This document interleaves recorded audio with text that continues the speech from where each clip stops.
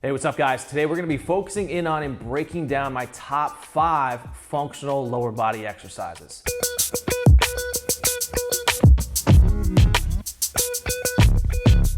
Now, what is a functional exercise? Functional exercises are those that mimic everyday movement patterns that help better prepare us for our daily life activities and for sports. I find these 5 exercises to be most effective in building functional strength and stability, as well as building muscle mass and size. These 5 exercises are in no particular order. I'm gonna go through each exercise, breaking down proper technique, also explaining why each exercise is beneficial. Exercise number 1, we have the single leg RDL. So the single leg RDL is a hip hinge movement. We are constantly picking things up and off the floor or bending down to pick things up off the floor. So it's important that we're working hip hinging exercises into our routines to build a well-rounded functional physique. This is also a fantastic exercise because we're working one leg at a time, so we're able to build symmetry. So it's really important that we're also working unilateral exercises into our workouts to, again, build a well-rounded functional physique. So an RDL, unlike a deadlift, starts from the top. So a deadlift will start from the floor, but we're gonna start from the top with the RDL. There's gonna be a slight bend of the knee. We're thinking about targeting the hamstrings and also working the glutes on the leg that we're balancing on. Now, one of the limiting factors with this exercise can be the balance. So it's important to start very, very light, maybe even with just your body weight, and then working your way up to some heavier loads so we can really start building some hypertrophy and building muscle size in the hamstrings and glutes.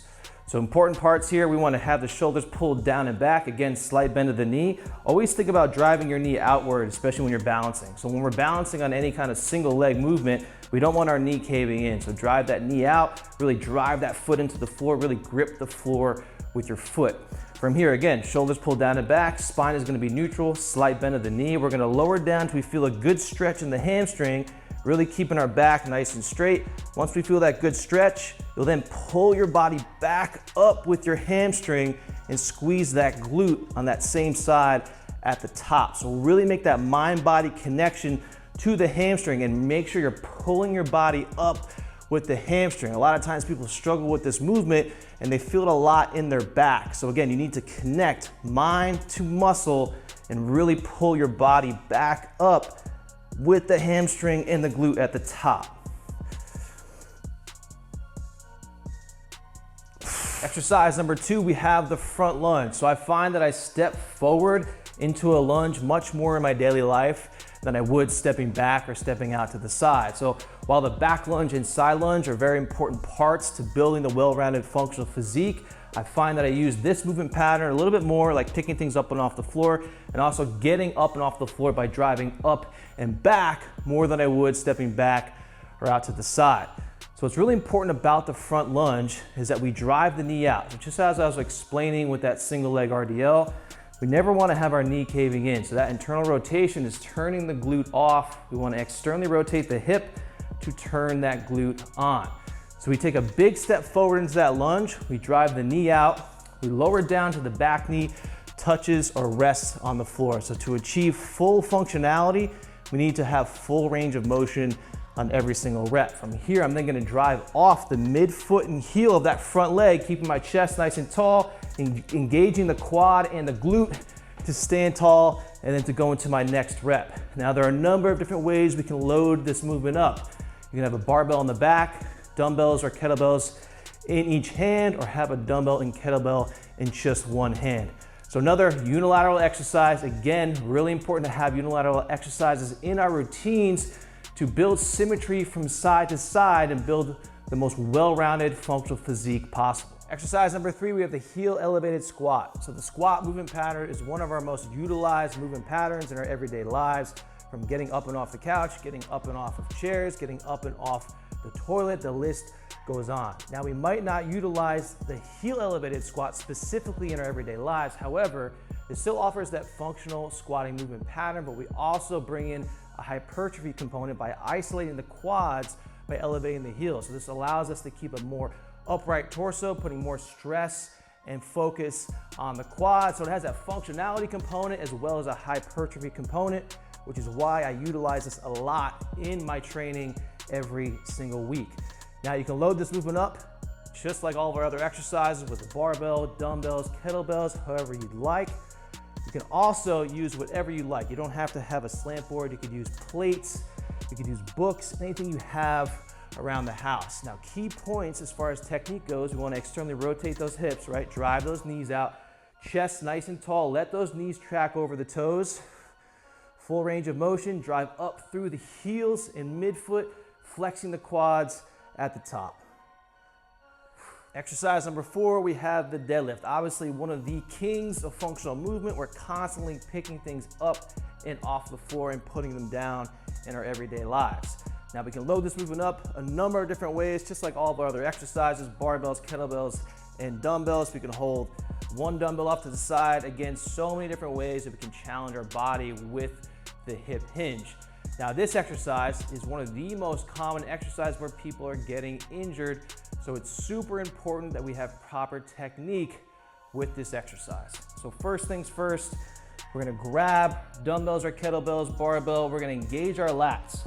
So pull your chest up and pull your lats down and back to really bring tension into your back, hamstrings, and glutes.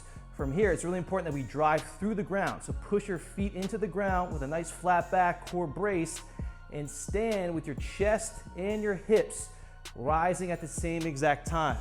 We do not want to do this.